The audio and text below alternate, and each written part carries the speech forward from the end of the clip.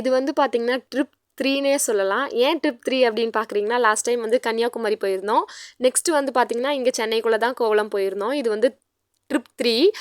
So இது பார்க்குறதுக்கு இந்த பிளேஸ்லாம் எவ்வளோ சூப்பராக இருக்குது பாருங்கள். உண்மையாலுமே எனக்கு இது பார்த்தோன்னே எங்கேயோ நம்ம ரொம்ப லாங்காக போயிட்டுருக்கோம் அப்படின்னு தான் நினச்சேன்.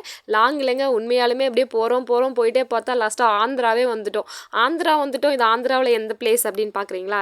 நீங்கள் கெஸ் பண்ணுங்கள். மறக்காத உங்களுக்கு இந்த பிளேஸ்க்கு நீங்கள் போயிருந்தீங்கன்னா கீழே கமெண்ட் செக்ஷனில் கமெண்ட் பண்ணுங்கள்.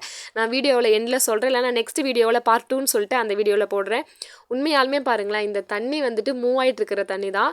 ஆனால் அவ்வளோ தெளிவாக இருந்துச்சுங்க, சூப்பராக இருந்துச்சு.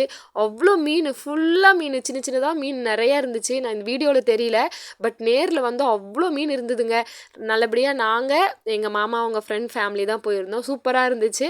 ஆல்ரெடி நாங்கள் தான் அவங்களோட தான் கன்னியாகுமரியுமே போயிருந்தோம். இது வந்துட்டு அவங்களோட ட்ரிப் 2 இது. ஸோ ரொம்ப சூப்பராக இருந்துச்சு. தண்ணி பார்க்கறதுக்கு அவ்வளோ அழகாக இருந்துச்சு, நல்ல தெளிவாக. இதில் வந்து குளிக்கவும் செய்கிறாங்க, இருந்தாலுமே தண்ணி வந்துட்டு ரொம்ப தெளிவாக இருந்தது. இது வந்து காட்டுக்குள்ளே போகிறனால நிறைய குரங்குலாம் நிறையா இருந்துச்சு.